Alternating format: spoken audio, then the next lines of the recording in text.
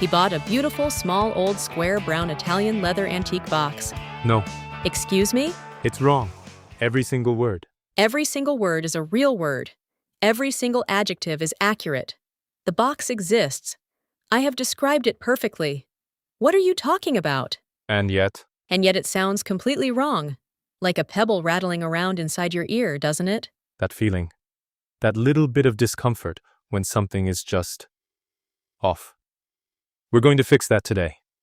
I'm JD. I'm Hazel, and this is Mr. and Mrs. Oxford, the podcast for anyone who wants to sound more natural in English.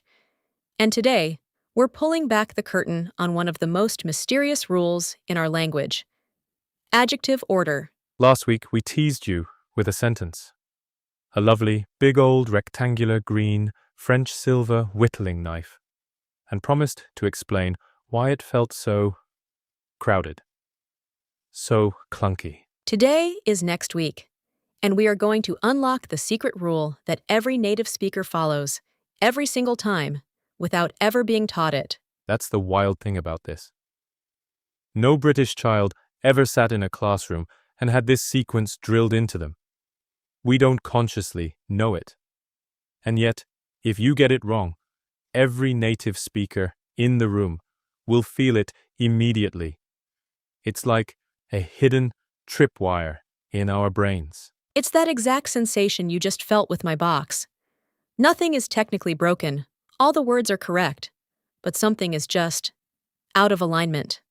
That pebble in your shoe feeling. So, what is this invisible, all-powerful rule? Let's just lay it out plainly. When you use more than one adjective before a noun in English, those adjectives follow a very specific, unyielding order. And that order is opinion, size, age, shape, color, origin, material, purpose. 8 categories, always in that sequence. Always. There are a few mnemonics for this. The most famous one in English is OSASCOMP. And I'll confess, I had to look that up. Because as a native speaker, I've never needed it. It's just there. OSASCOMP. Opinion, size, age, shape, color, origin, material, purpose. That's the full sequence. And today, we're going to make it feel real, rather than just a dry list. Let's go back to your sentence, Hazel. The one that made me wince. He bought a beautiful, small old square, brown Italian, leather, antique box. Yes, the one that sounds like it's trying to walk through mud. Now, let's fix it by applying the rule. Opinion first. Beautiful, size, small. Age, old, shape, square. Color, brown. Origin, Italian. Material, leather. And antique? That's about age, so it slots right in with old. And actually, antique box is almost like a single unit. It's an old box, but antique emphasizes its type of age. So, what's the final sequence? He bought a beautiful, small, old, square, brown Italian leather box. And you already feel how it just slides into place, doesn't it? It's not perfect, because that's still a lot of adjectives.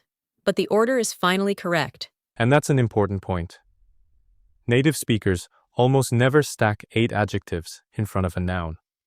We use 2, maybe 3 at most. Those long chains exist mainly to demonstrate the rule. In real life, you choose your most important adjectives. Exactly.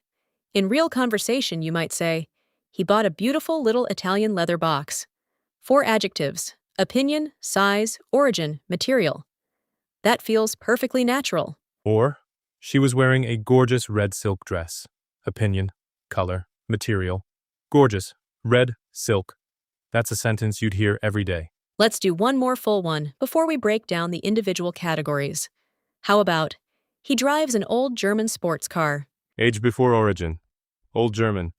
That's the right order. Now compare that to, he drives a German old sports car. Ugh. No. It's not wrong in terms of meaning, but it's definitely uncomfortable. Off. Even though both words are correct, the order is wrong, and every native speaker feels it. It creates that tiny little jolt. This is exactly what we mean when we say the rule is invisible, but powerful. Nobody says, "You put origin before age? How terrible." They just hear something strange, and they might not even be able to tell you what it is. Now let's look at each category properly, because some of them are a little more nuanced than they appear. Opinion first. This is your personal judgment. Beautiful, ugly, lovely, horrible, interesting, boring, expensive, cheap. These always come before the more factual adjectives. They're the first impression. Think about why that makes intuitive sense. If I say a lovely old French village, I'm leading with my emotional reaction. Lovely. And then I'm giving you the facts. It's old. It's French. The emotional response frames the entire description. Size next. Big, small, tall, short, tiny, enormous, little. And little is interesting here, because in British English, little can sometimes carry an opinion flavor as well. A sweet little cottage. Is little size, or is it opinion? Honestly, a bit of both. But it always slots naturally into the size position. Don't overthink it. Age. Old, young, new, ancient, medieval, Victorian. This includes all historical periods. Shape. Round, square, flat, rectangular, narrow, wide. Here's one people sometimes forget. Long and short can describe shape in some cases. A long, narrow table. Shape before color. Color. Red, blue, pale yellow, dark green. Fairly straightforward. You see it? Origin. French, Italian, British, Japanese, Northern, Western. This is where nationality and geographical source live. Where does it come from? Material. Leather, wooden, silk, metal, glass, stone. What is it made from? What does it feel like? And purpose. Or sometimes called the qualifier. This is the adjective that is almost becoming part of the noun itself. It describes what the noun is for. A whittling knife, a sleeping bag, a racing car, a swimming pool. The purpose adjective clings right next to the noun because it's almost defining what kind of thing it is. It's the most objective, the most fixed. And that is why the original teaser sentence works so well as an example. A lovely big old rectangular green French silver whittling knife. Lovely. Opinion. Big. Size. Old. Age. Rectangular. Shape. Green. Color. French. Origin. Silver. Material. Whittling. Purpose. All 8 categories. In perfect, uncomfortable order. It sounds wrong because it's so overstuffed, but every single adjective is in its correct place. The wrongness you feel is the sheer length, not the sequence. The sequence is flawless. Now, one thing that genuinely helps learners here is to think about which adjectives feel objective and which feel subjective. Opinions are highly subjective. They are yours. Size, age, shape, color, those are moving from subjective toward objective. Origin and material are quite factual, and purpose is almost structural. So the sequence goes from most subjective to most objective, from your personal feeling all the way down to what it's physically made of and what it's used for. And when you remember that, the order starts to feel logical rather than just an arbitrary list. Let's do some practice. I'm going to give you a jumbled list of adjectives, and we'll build the correct sentence together. Let's do it. My favorite part. At a wooden, old little Japanese table. Right. Opinion, none here. Size, little. Age, old. Shape, none. Color, none. Origin, Japanese. Material, wooden. Purpose, none. So, a little old Japanese wooden table. Yes. And notice, this is one of those combinations that sounds instantly familiar, right? A little old Japanese wooden table. You might have encountered that kind of phrase in a film or a book and just absorbed it without knowing why it sounded right. This is exactly how native speakers acquire it. Through thousands of hours of input, the sequence becomes instinct. You just feel it. Second one, dark blue, enormous, silk evening gown. No opinion word here. Size, enormous. Age, none. Shape, none. Color, dark blue. Origin, none. Material, silk. Purpose, evening. So, an enormous dark blue silk evening gown. That is a sentence. That is a proper, elegant sentence. Enormous dark blue silk evening gown. You could absolutely say that. One more. Your turn to build it, JD. Horrible, plastic, bright yellow, small garden chair. Okay, deep breath. Opinion first, horrible. Size, small. Color, bright yellow. Material, plastic. And finally, purpose, garden.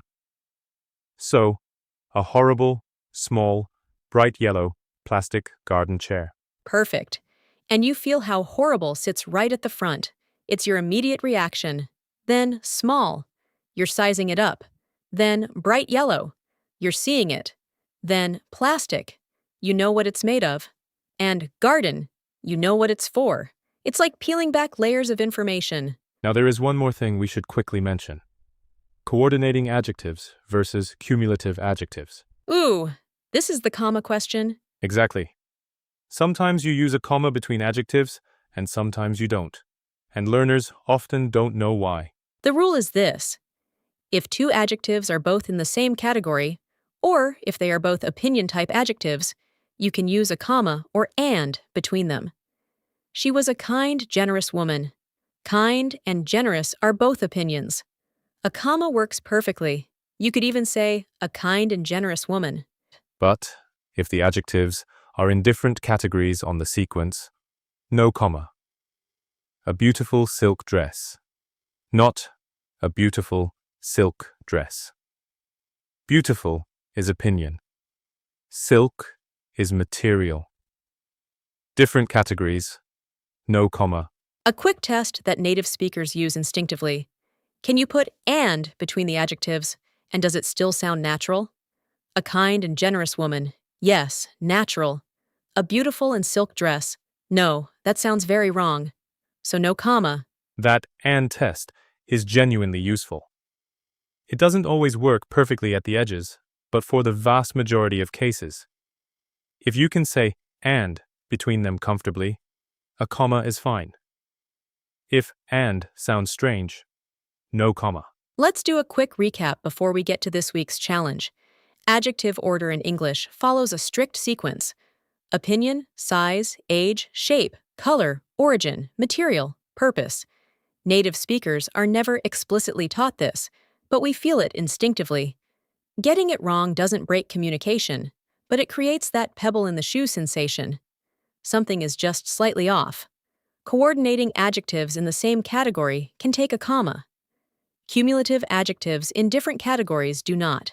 And the big takeaway, you don't need to memorize all 8 categories and drill them mechanically. What you do need is to expose yourself to enough natural English that the sequence becomes instinct. Read descriptions. Listen to audiobooks. Notice adjective clusters when they appear. Just listen for that rhythm.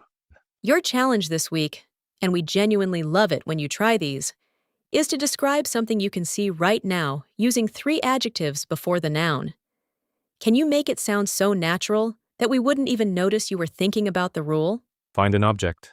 Pick 3 adjectives from different categories. Get the order right. And listen to how it feels rolling off your tongue. Post it as a comment if you're watching on YouTube.